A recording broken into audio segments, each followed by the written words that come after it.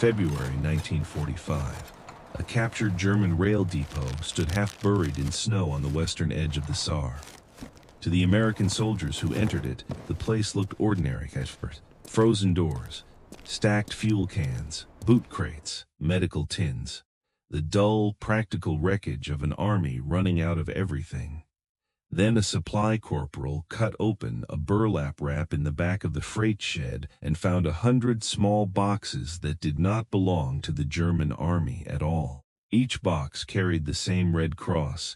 Each box carried a handwritten name, American names, British names, Canadian names. Names pressed into fading ink by families who still believed the parcels had reached the men inside the camps. But the parcels had not reached them. Someone had sliced them open. Someone had removed the tins, the chocolate, the socks, the vitamins, the medicine, and someone had stamped black ink across the names, as if erasing the name could erase the crime. General George S. Patton was not called because the depot was large.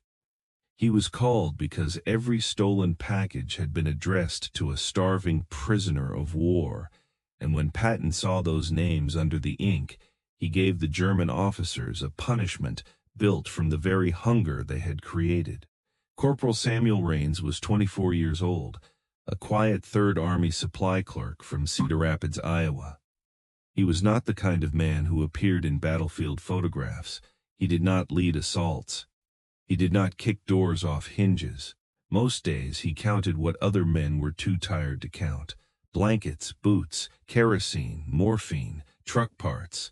The war for Raines was a long line of numbers that either matched or did not. Before the army, he had worked in a seed warehouse beside his father, where one wrong tally could leave a farmer short for planting season. That training made him slow in the way good clerks are slow. He checked stamps. He checked weights. He checked handwriting. And inside that depot, his habit of noticing small things became more important than any rifle. The captured warehouse had belonged to a German regional supply command.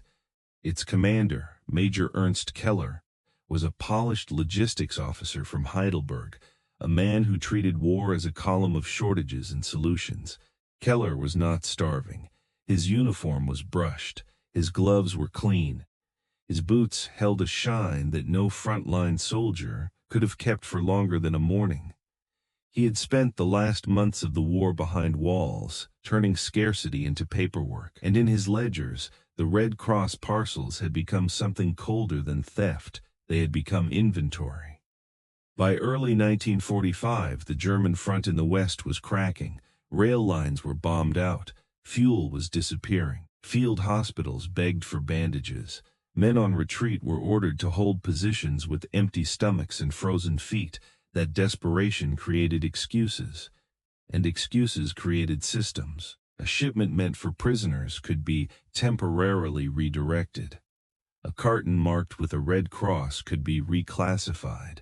A name written by hand could be covered with ink and entered under a military stock number. That was the trick, not rage, not chaos. A clerk's crime, a clean office crime. The kind that happens with a pen before anyone hears a scream. Raines first noticed the weight. A crate marked as processed German medical reserve was too light. Then he noticed the smell. Coffee, powdered cocoa, cigarettes, not frontline German rations, not Wehrmacht issue. He pulled top loose with a knife and found flattened cardboard sleeves stacked beneath a layer of spare uniforms. One sleeve still showed the original address. Sergeant William H. Mercer, prisoner of war. The camp number had been blotted out, but the rest was readable. Raines carried the sleeve to Captain Daniel Reeves, the American officer supervising the depot seizure. Reeves did not speak for several seconds. He only turned the cardboard over in his hands. Then he walked into the rear bay. There, behind the main inventory wall, American soldiers began opening crate after crate. The pattern repeated. Red Cross labels, names crossed out, medicine moved into German medical trunks, socks and gloves sorted into quartermaster bins, food tins repacked by type, a theft so organized that it still looked neat after the thieves had lost the building. Captain Reeves ordered the German staff brought into the office. Major Keller entered without hurry. He looked less like a defeated officer than a manager interrupted during business. Reeves placed the parcel sleeve on the desk. "Explain this." Keller glanced down. He said the goods had been allocated under emergency supply authority. Reeves asked why prisoner names had been covered. Keller answered that the names were irrelevant once the goods entered a military distribution zone. Irrelevant. That was the word that changed the temperature in the room. Reeves leaned closer. He said those parcels were protected humanitarian shipments.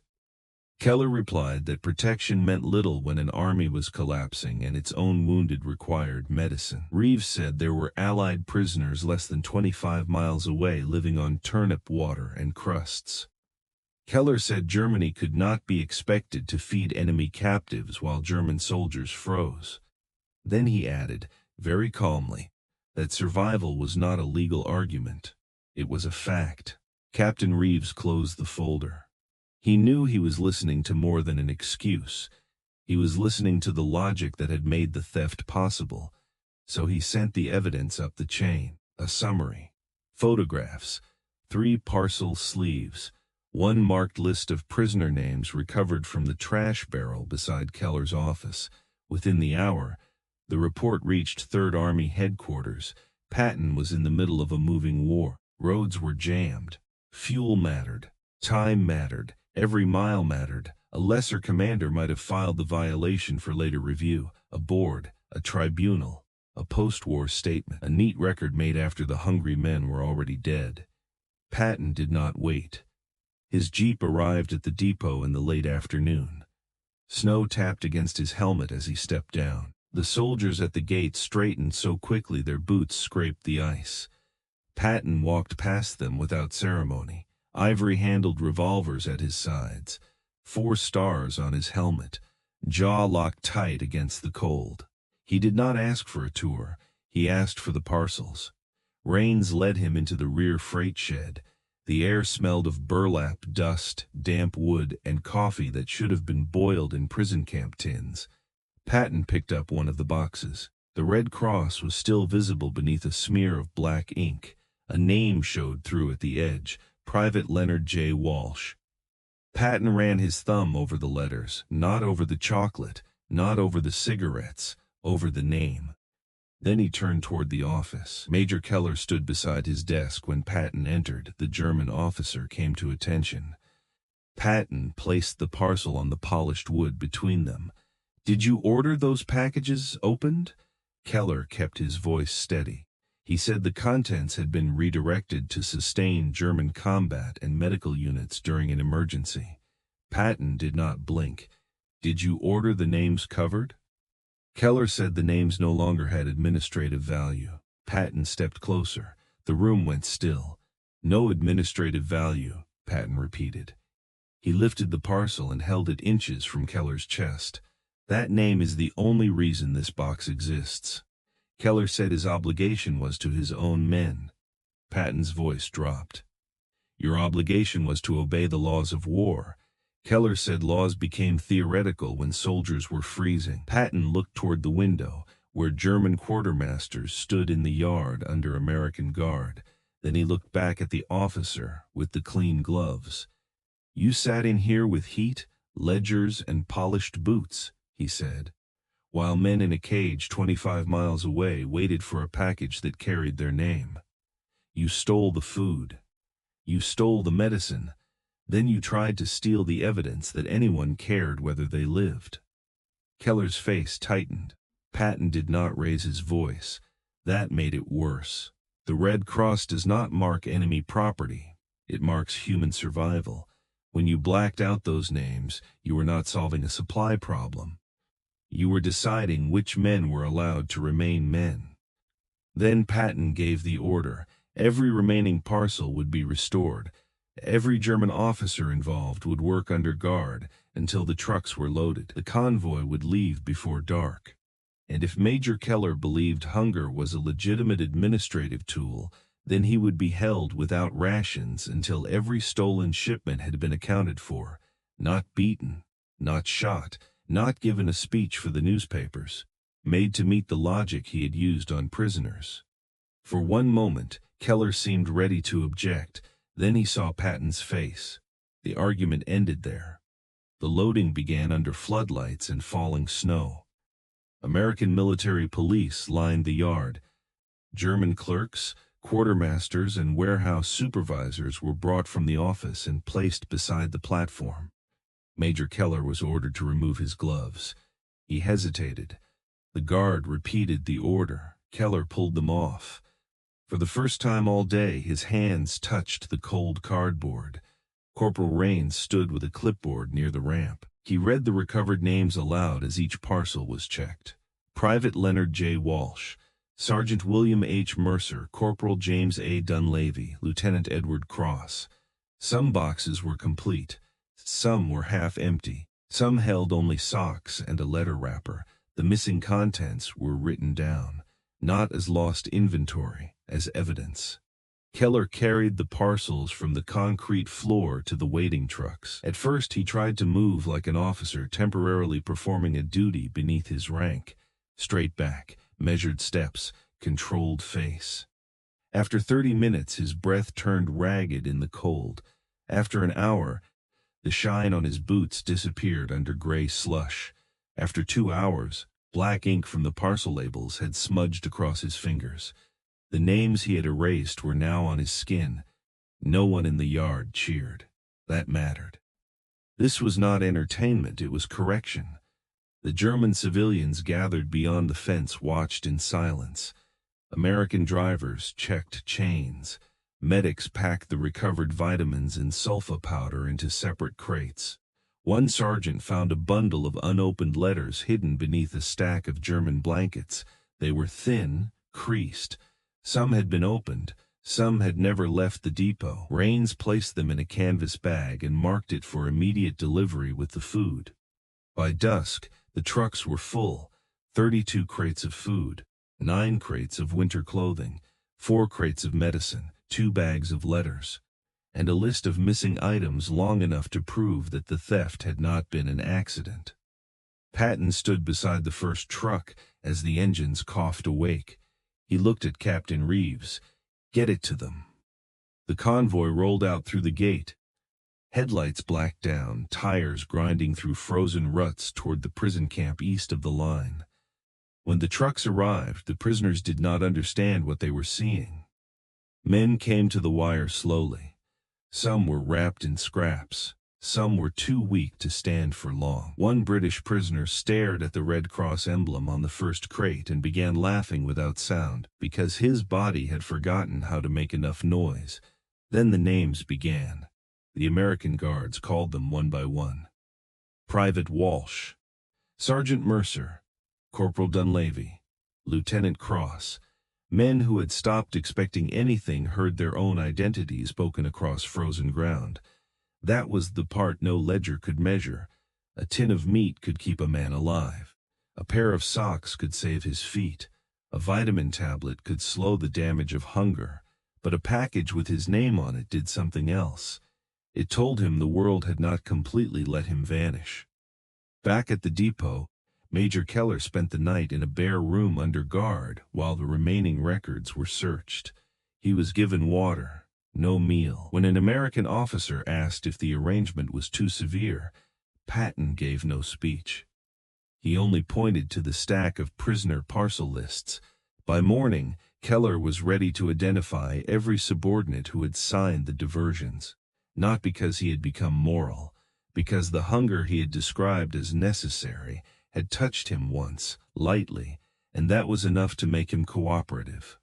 The investigation widened. More hidden stores were found. Cocoa tins in officers' quarters, prisoner socks in German staff barracks, medical packets relabeled for field hospital use. The deeper the Americans searched, the less Keller's defense looked like emergency survival. It looked like privilege wearing the costume of necessity. The men closest to power had taken first. The prisoners behind wire had received nothing. In the weeks that followed, the depot became a small case file inside a much larger war. There were bridges to cross, cities to take, camps to liberate, armies to break. No headlines stopped the offensive. No parade honored the clerks who found the names. But among the prisoners who received those parcels, the story moved quietly.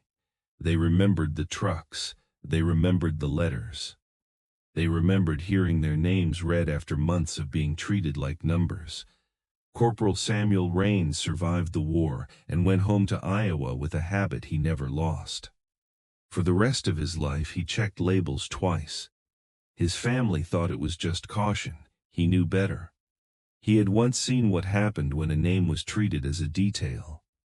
Captain Reeves stayed in military administration during the occupation, where he handled captured records, claims, and restitution files. He rarely spoke about the depot. When he did, he said the whole matter turned on one sentence from the German officer. The names were irrelevant. That sentence told him exactly what had been stolen. Major Keller entered the occupation as a prisoner and later as a defendant in a records review tied to the diversion of protected humanitarian goods.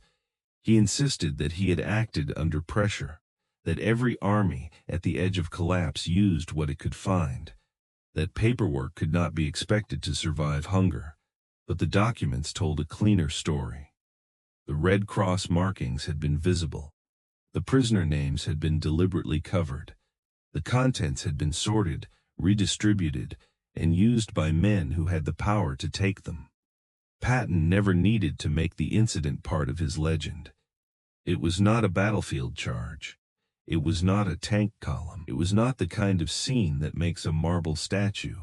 It was a warehouse, a stack of boxes, a clerk who noticed the weight was wrong, a general who understood that stealing a man's food after stealing his freedom was not a supply decision. It was violence done by inventory, and the punishment had to speak the same language: load the boxes, restore the names, feel the hunger, send the convoy, because in that frozen depot, the crime was not only that food had been taken, the crime was that someone believed a prisoner could be erased one black stamp at a time. Patton's answer was simple. A name on a parcel was still a man, and a man was not inventory.